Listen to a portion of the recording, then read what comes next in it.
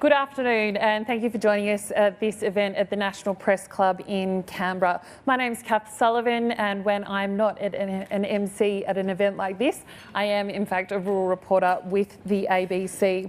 I would like to thank you all for joining us here at the Press Club today, and also show our thanks and support to Morris and his team at the National Press Club Board who have allowed us to use this fantastic venue and be part of this broadcast today.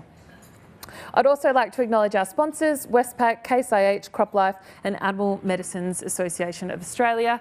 If you'd like to follow the conversation on Twitter, at NRPC_AU or at Press Club Australia.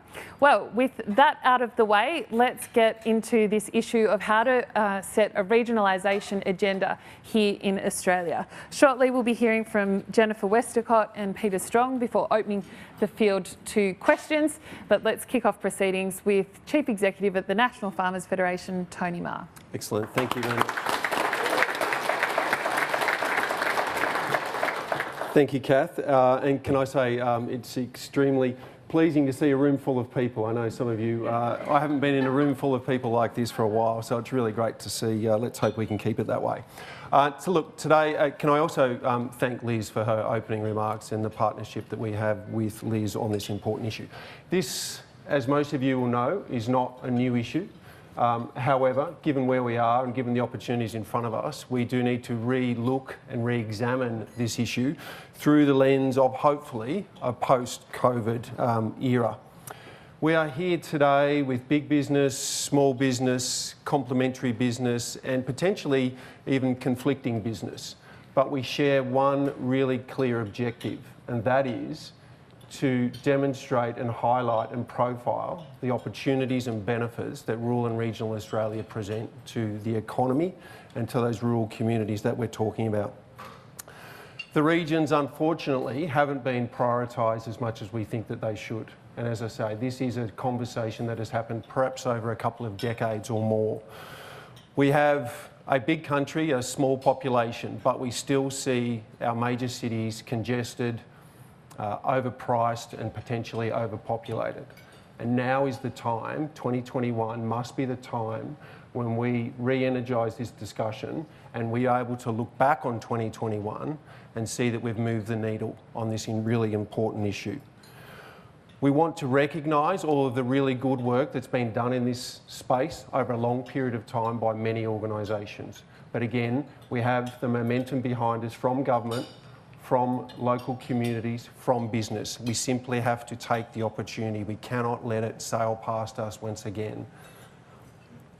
The regionalisation agenda that we've put forward with our partners presents some practical opportunities on how we think that can happen. We know it's a complex discussion and we know that it's a complex series of stakeholders that will make this happen. I'd like to outline just a couple of things. I know Jennifer and Peter are going to go into a little bit more detail. It starts with a national agenda, a more entrenched national commitment to rural and regional communities. We very much applaud the government for registering regionalisation in the National Cabinet, but we want more than that. We need to have metrics that can make government and industry accountable for those commitments. We have to have a commitment to state and local governments to work collaboratively. There are examples of this happening in New South Wales with the special activation precincts. So we think while it is on the national agenda, National Cabinet, we simply have to have metrics that we can report against. That accountability will breed responsibility, and that's where we'll get action. We want the National Cabinet to actually back a couple of winners, cheer them home, and watch the results materialise. So 20 regional precincts, let's pick around the country based on some really clear criteria that will deliver benefits to those sectors and to those communities. Let's go out on a limb. We've got too much to lose if we don't do that. The second thing is we need transformational infrastructure. For too long, regional and rural communities have been compromised by some sort of cost-benefit bureaucratic bar that they don't get over. We have to look at the discount rate that actually helps guide these infrastructure decisions and review that and change it if it doesn't mean that rural and regional infrastructure is prioritised. Infrastructure Australia, I think on Friday, is going to release its priority list of infrastructure agendas. If rural and regional communities aren't at the top of that list, it will be seen as a fail. We simply have to get all of the stakeholders together to agree not to allow rural and regional Australia to be compromised any further. And I wouldn't be doing my job if I didn't focus on agriculture and farming. The government has put its modern manufacturing strategy out there, and it does include food, which is a really good step. We have to look at the other sectors that are working alongside food, and I mean fibre here.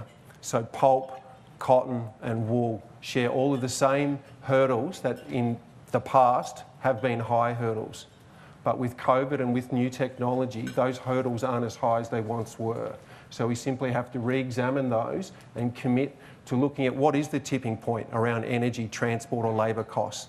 How has technology changed to allow us to embrace those hurdles and not let them be barriers like we know that they have been. And finally, and this might be an aspirational goal, we have to get a long-term bipartisan approach to this issue. For too long, the issue has been compromised by changing government or changing ministers.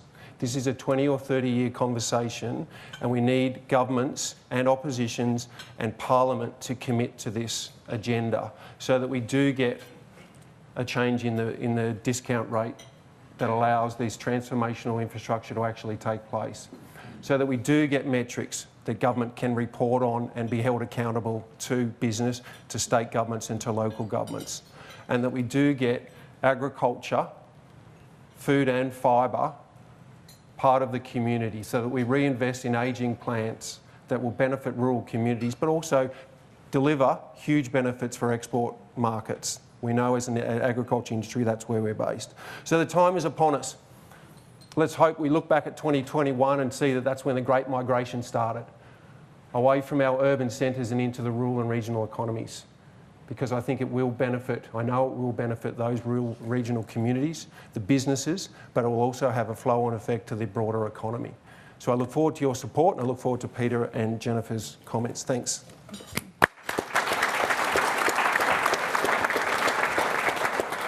Thanks, Tony. Long-term bipartisan goals. Aspirational. Dream big. Jennifer Westacott is our next speaker today, joining us from the Business Council of Australia. No stranger to the issue of regionalisation. I think it's fair to say this is something you've been banging the drum on for some time now. Well, thanks very much. Welcome, everyone. Look, I think the first thing, going to Tony's point, is this has got to be a national economy issue, not a regional issue, and it's got to become part of the national recovery agenda and the national growth agenda. So if you want to have exports in things like green energy, that's going to be in the regions. If you're going to have exports in advanced food manufacturing, in other forms of manufacturing, in defence, in space, we've got to think about doing that in our regions. And so the first thing is to say, how do we map out opportunities and get them at scale? Because getting them at scale will give the national economy a big boost. But it is going to Tony's point, require us to make some choices. I think one of the first things we have to do is stop this futile picking winners debate that we have in this country, which means we end up doing absolutely nothing and pick absolutely nothing. So we need to ask, what are the opportunities in our regions? How do we create value? How do we bring levels of government together? I totally agree with Tony on the bipartisanship. We can't have a stop-start approach to this. And we need to find those structures that allow Commonwealth, local government, state government to work together. Because you've got to ask the question, is it going to be sustainable for our national economic recovery that 60% of Australians live in 2 capital cities? And we already know that people are moving with their feet. 11,200 people have already moved to regional Australia since COVID. So 7 quick ideas. First is to back in the NFF, pick some places. Pick some places to concentrate on investment and industry development. And look at things where you've got proximity or adjacency to international ports and airports, where you've got existing institutions and where you've got scalable industry advantages. That's going to require evidence and objectivity. Second, this is something that I think we don't talk about enough, is decide or start to think about the industry structure or the industry policy for that region. It always amazes me that we sort of do things, we do infrastructure projects, and you say, to what end? What are we actually trying to grow? What's the industry we're trying to grow? We never think about regional industry policy.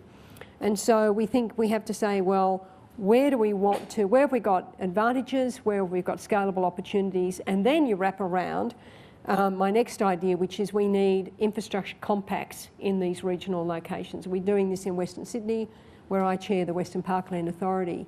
A 30 infrastructure compact that shows people the prioritisation and sequencing of infrastructure so people can plan around that. And I totally agree with Tony, you've got to change the cost-benefit analysis that we've been using to judge metropolitan projects, and surprise, surprise, those regional projects don't stack up. Fourth, build some skills hubs in each of these locations. Bring together, in a virtual sense, TAFE, universities, start to become the leaders in where we're going to do these micro-credentials that we talk about keeping people up to date with skills. Big idea. I've been, as everyone knows, banging on about a lifelong skills account. Why don't we start with regional Australians so that they can access the opportunities to get micro-credentials and upskill, particularly in the digital space. Fifth idea, let's think about a population policy that really does incentivise people to go to the regions.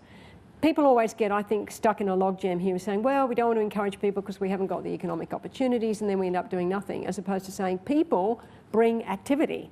People bring, particularly in a services economy, jobs. They bring expenditure. They bring commerce. So why don't we think about those designated area migration agreements and see whether or not we could push that a bit harder.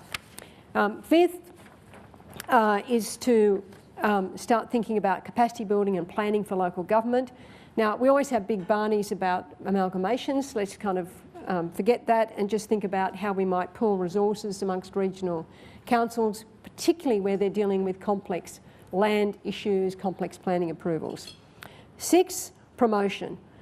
Every regional area needs a prospectus that gets sent to the companies that I represent, that gets sent to international companies, so that we can show people what are the opportunities that would attract investment. And on top of that, do things like the New South Wales government's done through their Jobs Plus package, where you get payroll tax deferral, you get fast-track planning approvals, you get access to training packages, and you get like a concierge who can help you navigate the state planning systems. Finally, you need to get land use to run alongside. If you do not release land, if you do not have housing, you end up again with some log jams and spikes in affordability. In Tumut, where I was last year, you know, you're going to have 4,000 workers there doing Snowy 2.0, and the council's really working hard to rezone land so they don't have an affordability spike, but we've got to make sure land use runs alongside of that. So this is about getting all of these things done together. I think the mistakes we've made in the past is let's just do a project and somehow everything will be okay. That's not the right way to do it. We've got to do all these things simultaneously, backed by data, and we've got to kind of get this mindset. Get this right, you'll get the national economy back on track. Jennifer Westacott and Tony Maher, you're obviously in fierce agreement. Let's see if Peter Strong is going to join the bandwagon. From the Council of Small Business, over to you. Great, thank you very much, and thank you, and it's great to be here. Congratulations to the NFF, and it's great to be here with Jennifer. Two extremely good organisations and absolutely necessary for this country. And let me say, adding on to what we've talked about today, is the problems and the need for bipartisanship. One of the things that stopped that are Chardonnay socialists and Shiraz-willing laissez-faire economists. They live in the building down the road here, and they get in the way. Because the people at the moment are deciding, there's an office here in Canberra and some in Melbourne and Sydney, probably that's all, and they decide for the rest of us what we're going to do. Right? I think we should build this infrastructure over there. What do you think? Yes, I think that. We've got to go to the people at the local level and ask them what they want and how they want it. And we've got to empower them to do that. We've got to give them the support mechanisms through a secretariat. It's not expensive. And as a result of that, business communities will come together and they will sit down and they say, this is what we need in our community. They'll work with the local big businesses. They'll work with the farm sector. And we're talking about business people that will put their hands in their pockets. It's their money. They know what risk is. They'll be the ones who say, of course we need skills development, but it's the wrong skill skills that are being developed for my community, we need this set of skills over here. They will then advise government on what needs to be done. Now, it's been done over time and time again by people who say, and they've said it to me, we can fix Geelong from Canberra, Peter. We can fix Geelong from Canberra. And Geelong people would be happy to hear that, I'm sure. But that's an attitude that we've got to fight. Now, we used to be very good at empowering communities. And in this room, we've got a John Grace who works with me now, and he and I have been working on this since 1989. And Dr. Kim Horden, we've been doing things on this since 1996. And we've seen this thing happen where people are taking control because we don't know what we're doing. And we do know what we're doing. I've lived in Albury and I've lived in a whole range of country towns, etc. And people out there are quite brilliant. They know what they're doing, but they're so busy running their business, they don't get the time to come in and do what they have to do.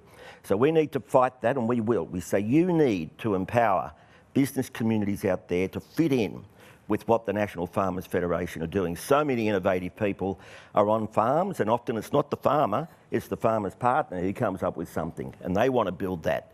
Let's make sure we can get out there to do it. Now, I've been told by the head of a central agency, before Martin Parkinson was head of that agency, that governments should not interfere, Mr. Strong. And I thought, what are you talking about? That's all you ever do. If you interfere, what we're asking you to do is do it with some intelligence.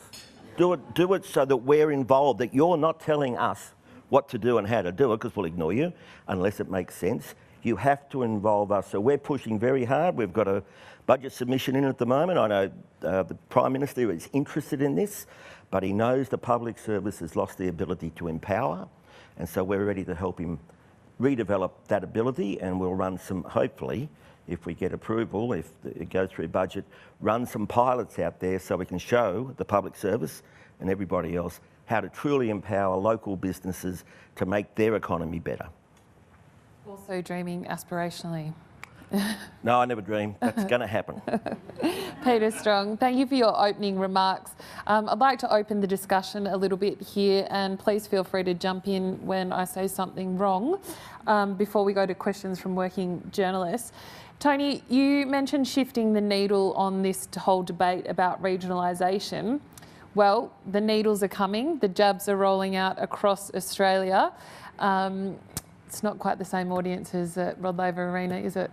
But I'm just wondering, you know, we get the vaccine, we roll it out across regional Australia, and boom, the impact of the pandemic is lost, it's completely mitigated against. I mean, it's coming. Yeah, well, let's hope it does, and let's hope that we get the investment. I mean, rural and regional Australia has been one of those sectors that has been impacted, but nowhere near as devastated as tourism or hospitality or things like that. So we've coped as a sector quite well, agriculture, but what we do need to do is to now use that ability that we are, you know, one part of the economy that can supercharge or kick it along or give it a bit of a turbo boost.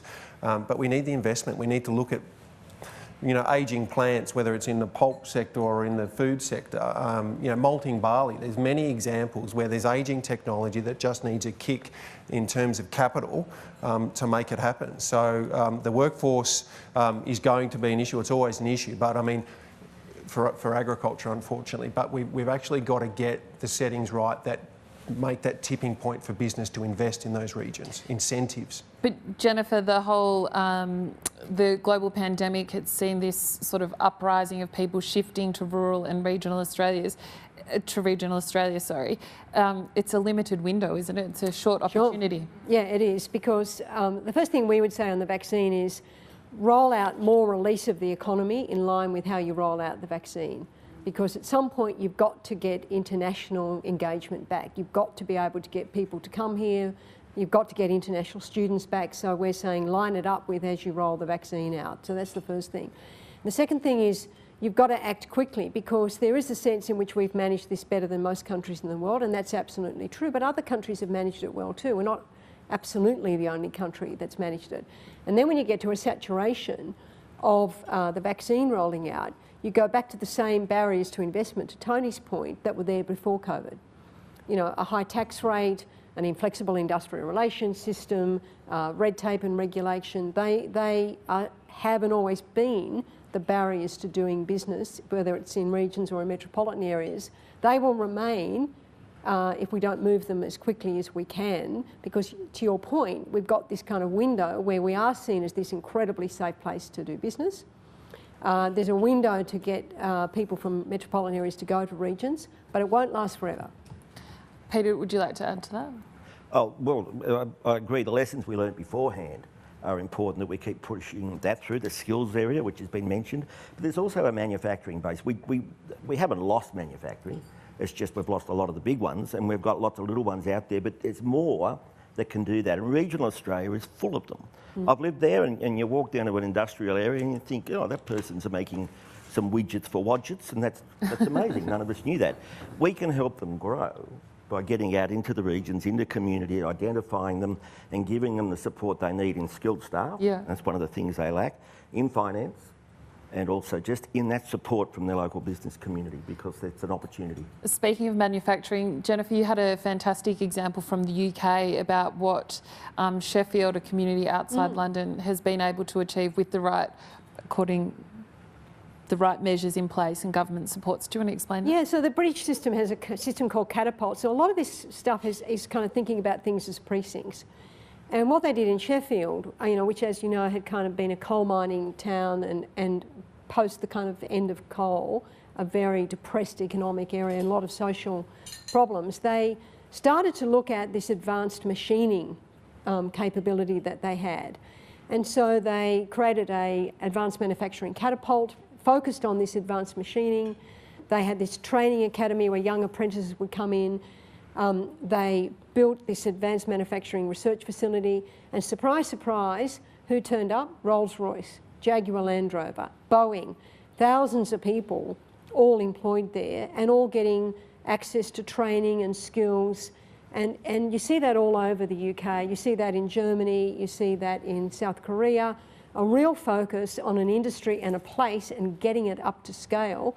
And Sheffield, I think, I can't remember the exact numbers now, but I think it's like 1 or 2 in terms of engineering research prestige, not just in the UK, in Europe, I'm pretty sure about that. And so that's sort of taking a place that was really down to a place that's now this kind of world-leading advanced manufacturing research facility. That's kind of what you can do with a bit of purpose and a bit of planning. Well, you've both, Tony and Jennifer, spoken about picking winners. Who are they?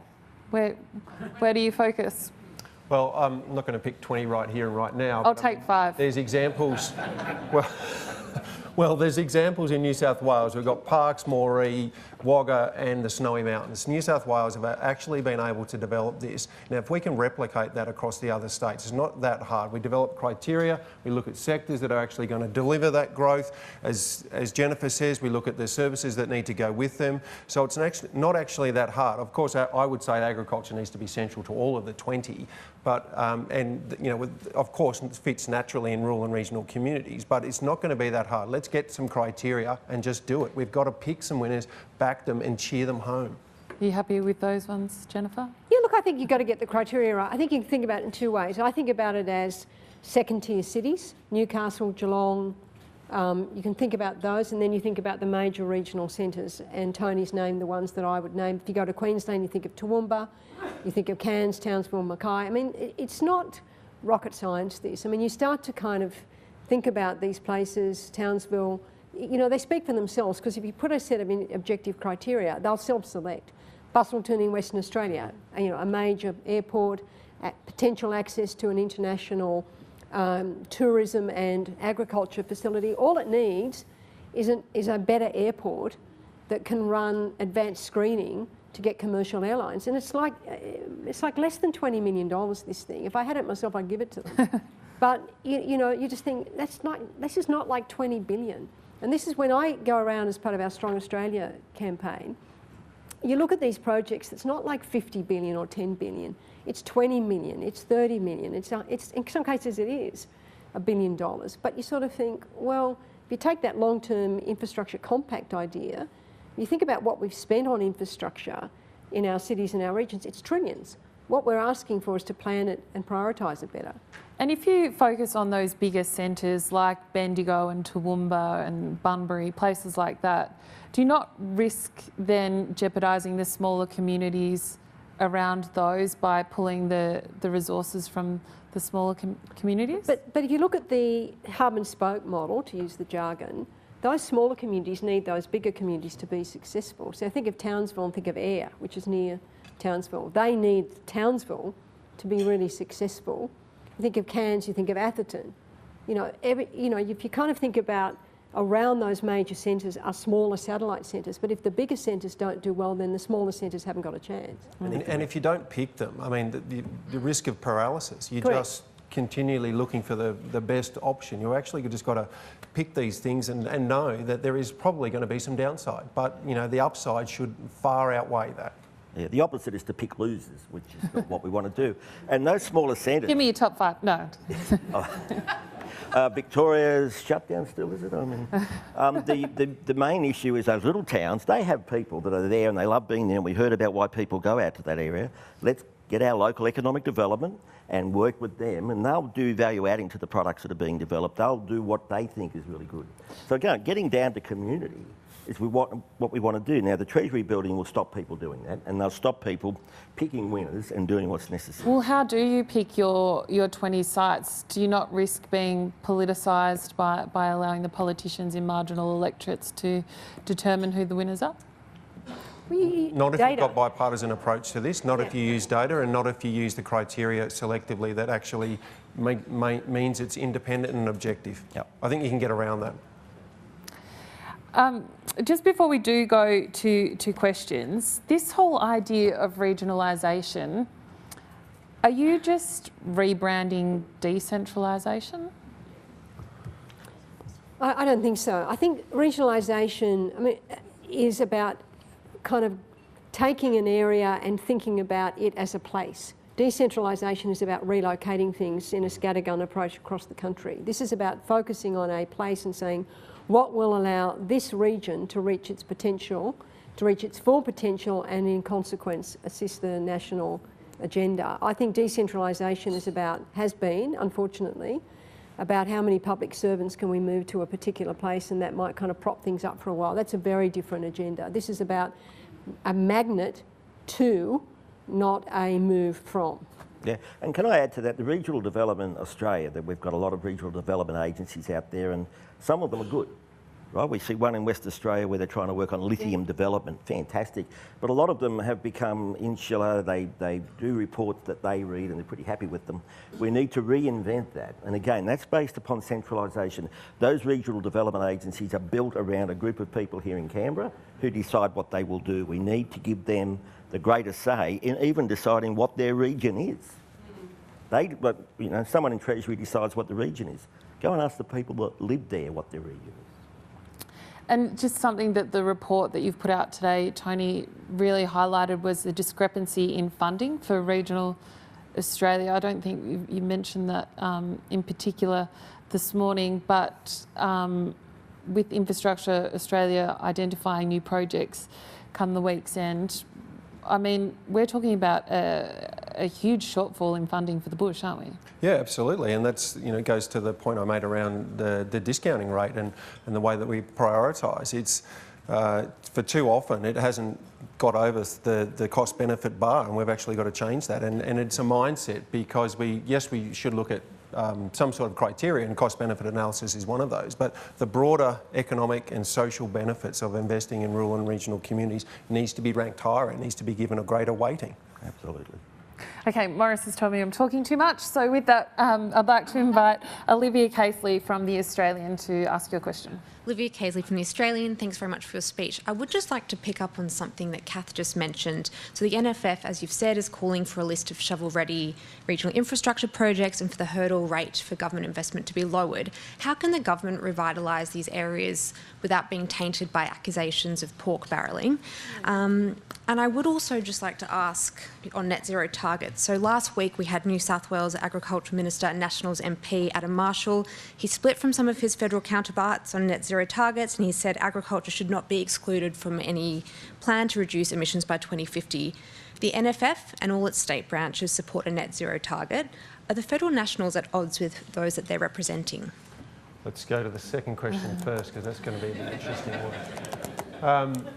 I think there's, we've got our target, and we've set that target really clearly, and we had a robust discussion, as you can appreciate, in our, not in our party room. We don't have party rooms, we have members' council meetings, but it was robust, and we have some really clear criteria and really clear caveats around that. We think that agriculture is too important to be left out and too big to ignore. So, you know, we're comfortable with where we are, and we will contribute to be part of the discussion. That's why we have this policy, so that we can be at the table and we can shape what happens in relation to any emissions targets or any policies. That's what we do as the peak body representing farmers. We have to be around the table. So are the National Party out of step? That's up for them. We judge ourselves on and represent our members. The first question was in relation to criteria and the risk of perhaps pork barrelling. I think if you get the criteria right, and if you actually have the evidence that Jennifer refers to in the data, they'll pick themselves. I don't think pork barrelling needs to come into it. Clear criteria, let's have that open and transparent process, and let's pick them and get on with it. Did you want to add to? Just on the net zero, I think we need to be careful here, and I totally agree with Tony. I think there are big opportunities for regional Australia as we head towards net zero. You're not going to build wind farms in Pitt Street. You're not going to build solar farms in major metropolitan areas. There are huge opportunities, and we need to say, what I think we should be doing is saying, how do we make sure we plot out a regional economic development strategy as part of moving to net zero?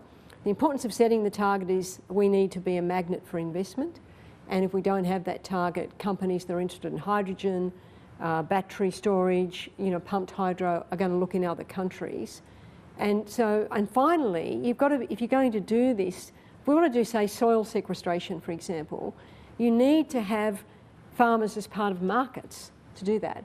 So if you take things out of those systems, then how do people get into being able to offset in their properties and generate additional income from that? That's I think the other issue. If you're out, then you're out of some of the opportunities as well. So you're talking about something that would be driven by the corporate community rather than government policy? You need government policy to set leadership, but this is about driving investment signals. And the reason the Business Council has been advocating for the 2050 target is that it will send a message to the big corporations internationally who are going to do the hydro, who are going to do the big innovations, that Australia is on this trajectory.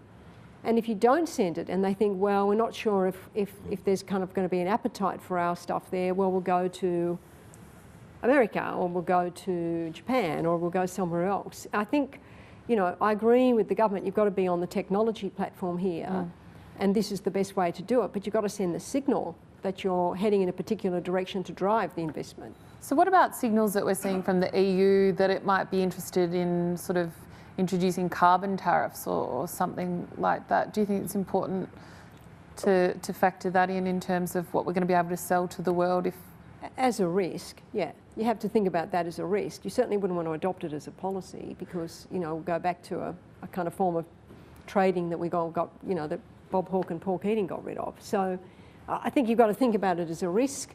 But, you know, we've got to get this conversation out of the kind of politics that has just stymied it for so long, to start talking about innovation and opportunity. But as part of it, we've got to embed regional thinking and not leave that to an afterthought. We've got to actually say, well, how do we make sure that we're creating jobs and economic opportunities in regional Australia as we move to a net zero target? And I think that is absolutely doable. Mark Kenny is with us from the National Press Club. Thank you. Mark Kenny from the National Press Club Board, also from ANU's Democracy Sausage, which I'm told is quite big in the regions, but I'll have to wait and see the metrics on that. In her opening remarks, Liz Ritchie mentioned about, I suppose, what we'd call a kind of change in population from population distribution from the regions to the city and back again, or potentially back again, that we might see. I'm wondering, because it seems to have been a theme of a lot of what you're talking about, whether we accept that population move from the regions to the city from the 1900s and before was driven by simple market logic of urbanisation, and whether there is now in the sort of post-industrial period a logic to the sorts of things that you're all advocating here. And yet we seem trapped in some of the lexicon of the politics of the day. We've just been talking about picking winners, for example, which in Australian politics has been, you know, the third rail. It's kryptonite. You can't talk about it. You're now openly talking about it. So that brings me to another point, which is whether there is a sort of a political mismatch with the economic imperatives of the day. You mentioned, Jennifer, for example, that you can't build wind farms in Pitt Street. Yet in Pitt Street they certainly want wind farms, and perhaps less so in some of the places where those wind farms might be. So is there a mismatch between regional politics and sensibilities and urban ones? And do we need to sort of decouple or take the toxicity out of our politics to get to the sorts of opportunities that you're all advocating here? Who would like to take that? Can I just go first, because the deeper answers will come, but what we heard was the answer didn't come from Tony, it came from Tony's members. That's really important, that it's the members that inform a lot of these things. So we judge it on where those answers are coming from. And on your other point is the communities will decide if they want these things or not. And you hear this debate among the ideologues about, oh, we don't like them or we do. Go to the community, find out what they want, and they'll work it out. I think that's right. I think, you know, when I was in Toowoomba in 2019, the drought was just shocking. How were people getting by? They were getting by from the leasing fees of AGL and GE's massive wind farm that powers up a lot of housing, a very, very, very substantial investment. I think the idea that regional people don't want to be part of the renewable energy, they don't want to be part of I think that's not right. I think people want to be part of these futures, but they want to be included in it, and they don't want people lecturing them from Pitt Street that, you know, something's, you know, not good for them. They want people to listen to what they're saying. They want people to respect that their kids want jobs too, their kids want opportunities. So I think, you know, we do need a kind of more national conversation. And it's got to start by stop having the national conversation totally driven out of the inner suburbs of Melbourne and Sydney, and start having it as a genuinely national conversation. And I think most people, and you know, before you couldn't travel anywhere, we were out in a region probably every fortnight. You know, most people are on the same page. What do they want? They want a good house. They want their kids to have a good job. They want opportunities. They know that the energy system has got to change. They know we have to move to this. What they want to do is be part of that, and they want that transition to not leave them in poverty. And I think that's an absolutely legitimate request. But if we need some plain speaking about the policy, don't we also need some plain speaking about the politics? Sure. Yeah. Good luck with that. Thank you. More furious agreement. Simon. Simon Groves, Canberra IQ. Firstly, an aside, I'm with Treasury on picking winners. I think winners should pick themselves like big, hairy Darwinian beasts. You talk about bipartisanship, you know, we can wait. But there's the crossbench too. And I want to just focus this on the EPBC reforms that the government's proposed. Senator Alliance came out today, that's Nick Xenophon's legacy to us, saying they'd only go for it if there are national environmental standards put in place and an independent commissioner. So they're stalling and bargaining. For all the stuff you're talking about, you talk about lithium in WA, the EPBC restrictions, or, you know, kind of getting approval under that act would be so difficult, so difficult. How important is the EPBC reforms to the agenda you're talking about? And how happy are you with the way the crossbench use their powers in general?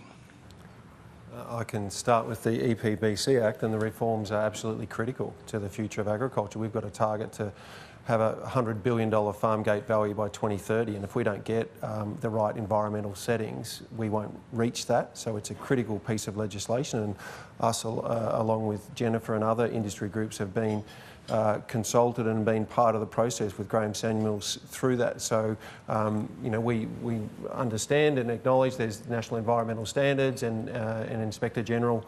As long as the settings are right with that and we get the right balance, because we've always thought that it's not environment or agriculture.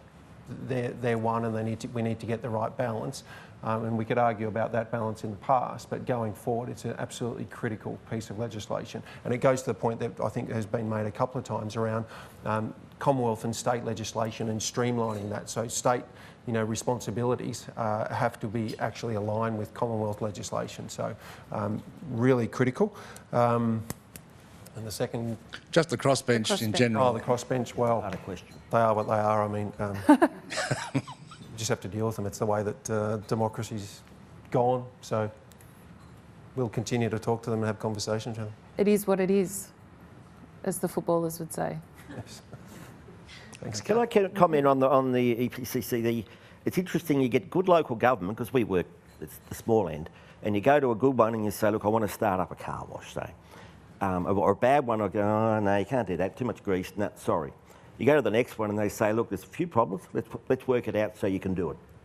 And they work with you to make it happen. And that's what we need with lithium and a lot of other things. I mean, we know we need to rebuild our industries around certain things in Australia. So we need that attitude of, okay, we've got these rules, how are we going to make it so that you can do what you want to do? Let's work together on this. We don't have that attitude. I think that's right. If I can just add to that very briefly, I think what I always would like people to do is to put themselves in the perspective of an investor. So people say we want to be an advanced manufacturing society. We want to produce more rather than just export raw materials. We want to value add. We want to have manufacturing. And then you say, well, okay, now explain to a major international company, you're going to have to come to Australia. You have to go through 3 levels of government.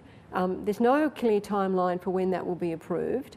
That can be kind of changed at the drop of a hat. No one really knows how to navigate that system. Do you still want to come here? That is how people should think about that, because if we genuinely want these things to happen and we want the jobs and benefits that will flow to Australians, and I'm talking here about, you know, serious like big renewable and hydro projects, when you say to those big international companies, that's the system, they say, well, yeah, but I can go to Louisiana in the United States and I can get that approval with very strict environmental controls, not bad environmental controls. I can get that in 3 months, not 3 years. And that's the way I wish people would think about things. Nick Stewart. Thanks. That's an inspiring agenda, a terrific agenda. Imagine if you had a political party that was actually pushing that sort of regional agenda to go ahead. Now, looking though at the picking winners issue, I mean, I remember, as Andrew Metcalf's here, a long time ago, immigration was going to be out in the regions. So Albury-Wodonga was going to be the growth area. Now that didn't really work out. I mean, it's worked out somewhat, but I'm wondering about this whole picking winners. Last weekend I was in Wellington, New South Wales. Absolutely terrific place. Dubbo is sucking the life out of Wellington. How is it that you can pick winners and get that hub and spokes model? It sounds so good when you're here in Canberra, but the reality is, isn't it that we need to actually let business work for itself, let this develop, and you know, even if you, rather than picking winners and saying, right, Dubbo's going to be it, it's going to be our hub, shouldn't we actually be saying, look, people in that whole region are going to get a tax deduction? I mean, we give Army Reserve people, they get tax-free pay. Why not do something big like genuinely attract people to the regions by saying no tax in these regions? Why not take, if we're serious about these big bites that we want to take, why not actually put them on the agenda and take them?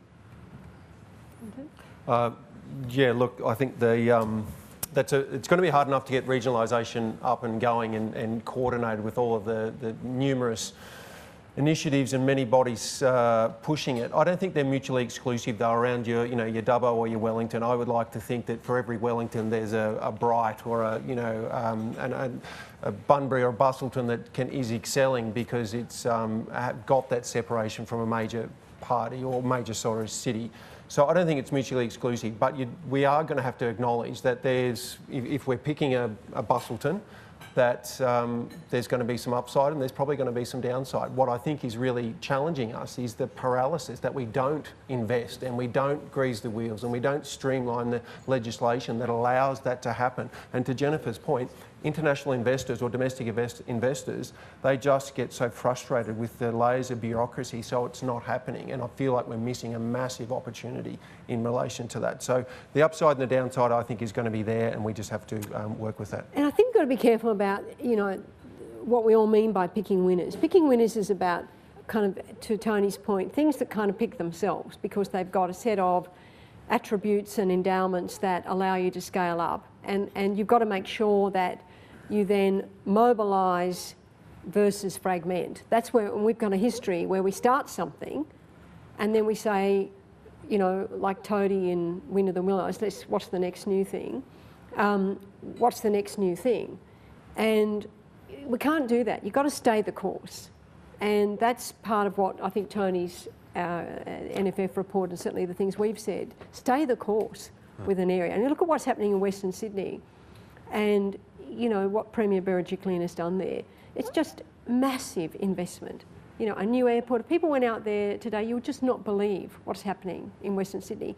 That will be a magnet for big companies. It will be a magnet for investment. But if you didn't do it, if you said, we'll just fix this little road up and do this, nothing would happen. So that's the problem. Do you get momentum or do you get fragmentation? And let me say, people will make decisions here, and they've got to. They make big decisions, and that's what they're paid to do. It'll have positive impacts on, say, Dubbo and Ipswich and Toowoomba or what have you, and negative impacts on Geelong and Albany and Townsville. Give them the capacity to deal with that. They can take advantage of the good things and they can manage the bad, and you never get just good or bad, you get a mix. Now, the best people to deal with that are those that are in those communities. And at the moment, as I've said, and I'll keep repeating it, their decisions on their lives are made elsewhere. It's interesting that Nick used the example of Albury Wodonga there. From all reports, it's a pretty ordinary place to have been in the past 12 months, given the intervention of the states. And of course, this is a National Press Club event. We're talking about federal government policy, but perhaps that's a little bit redundant if the states are going to do what they want. Well, I mean, everyone knows our view. You've got to have national kind of consistent rules on things like border closures and lockdowns, and the stuff is there. Why can't we have the kind of New South Wales approach across Australia, where they know how to manage a local outbreak, they know how to track and trace. They haven't just said every time something happens we're going to shut the entire economy down. That's certainly what the Business Council's asked for, and New South Wales is a kind of standout example of how to do it. It's been incredibly disappointing that the states couldn't agree on things like what's an essential business. Yep. That is how to do permitting. How to do permitting. It's extraordinary that they couldn't agree on that, and it's a real, they have failed, right? They've done really well in health, there's no doubt, when we're all happy with that, but they have failed economically when they can't agree on whether a bookshop or a butcher is an essential business, and it just sends the wrong message. Right, back to Olivia. Sorry about that. I thought I might just chuck in another one if I can. What else could be done to address the labour shortfall created when the international borders were shut to foreign workers and backpackers? What else could the government be doing, especially considering farmers have lost nearly $39 million in crops because of labour shortages? So we've got to be more flexible with the arrivals. We actually need to have more arrangements with countries like Vanuatu or Tonga or some Pacific Island countries that have actually got either low or no COVID cases, and develop up an arrangement that provides safety to them and safety to the community where they're going. So that's what we're asking for, and what the government has in some ways tweaked the arrangements so that they're moving in that direction. But the other thing that we need to do is try and not forget about the domestic population. We've always struggled with actually getting domestic workers onto farms. So we've, as an industry, got to do more about promoting, the opportunities in agriculture. We've got to make sure that when people come onto farms that they are treated right, and it is a really good experience. So that's an industry responsibility that we take really seriously. So it's not one single bullet that's going to kill this thing, but it's about some flexibility. And right now, it's of course extremely challenging. There's just no planes landing, so people aren't able to come in. But the seasonal worker program is the central to that arrangement. And don't shut the borders with 24 hours notice. And then be surprised that people don't want to go and work somewhere because they're worried they won't be able to get back. That would be one start. And work on helping those people move from one place where there's work to another place, because the weather will decide that there's no cherries going on in Young for the next 2 weeks. So you don't want to turn up 2 weeks early. And we used to have a network that would inform people about that. So let's get that happening again as well. Do you think, given that the food keeps turning up on the supermarket shelves, that the issues sort of falling by the wayside, falling off the national agenda? Oh, it's on the national agenda because the unions keep complaining, and in some cases quite rightly, about what's happening out there. So it's there on the agenda. I think it's the manufacturing area that worries me, is that there's a lot of what is produced goes into manufacturing, and that's an area that won't happen if you can't pick the fruit. And it's having a long-term impact, I would think, Tony, on certain communities. The farmers' union. You don't see that. You don't see that impact today, but you will see it in next year. Yeah, look, it's. I think we're struggling through. I mean, we have been saying for a long time that the challenges are there, and yes, products still keep turning up on the shelves, but we've got quality issues and people not actually planting long-term crops because they haven't got that certainty. So it is having an impact, but the supply chain is managing it right now. But it's not as solid or as sound as it looks. The supply chain. There were plums in a supermarket here, a really big supermarket here in Canberra, and they were $3 a kilogram, $3 from America, right, from the USA. So Lemons $14 a kilo at Ainslie IGA. That was most concerning for me. That's because it's Ainslie IGA. True. We could have a whole session on the cheese aisle. Simon, back to. They're expensive lemons. I just want to say I'm a bit wary about this idea there's a demographic surge from the cities to the regions. Liz Ritchie from RAI was here earlier. She said that the survey said 20% of people in the cities reckon they want to move to the regions in the next year. Okay, people are asked questions and they give answers. Jennifer, you said 11,000 people had moved from the cities to the regions in, I don't know what time, but that's... 6 months, I think, yes. 6 months, that's nothing. That probably happens anyway. September quarter. Yeah, okay. And the agricultural workforce issue, the fact that, you've got unemployment in the cities and people aren't going out there to actually do the work. Are we kind of putting ourselves in a position where we think this move to the regions is going to happen, and maybe it just doesn't? I don't think. I think the game's changed. I think the fact the last 12 months that people can work in rural and regional communities, I mean, you only have to, those of us who are lucky enough to go on holidays down the coast or something, I mean, the house prices down there, people know that they can move to regional locations and actually work. So only talking to someone before about relocating from Sydney to Port Macquarie. That's happening. So I think the game has changed and people now have got the ability, and workplaces are much more flexible. I mean, organisations and bosses are saying, well, okay, we can revisit that and be a bit more flexible. So I think it's moved, it's shifted. That 11,000 is the highest on record.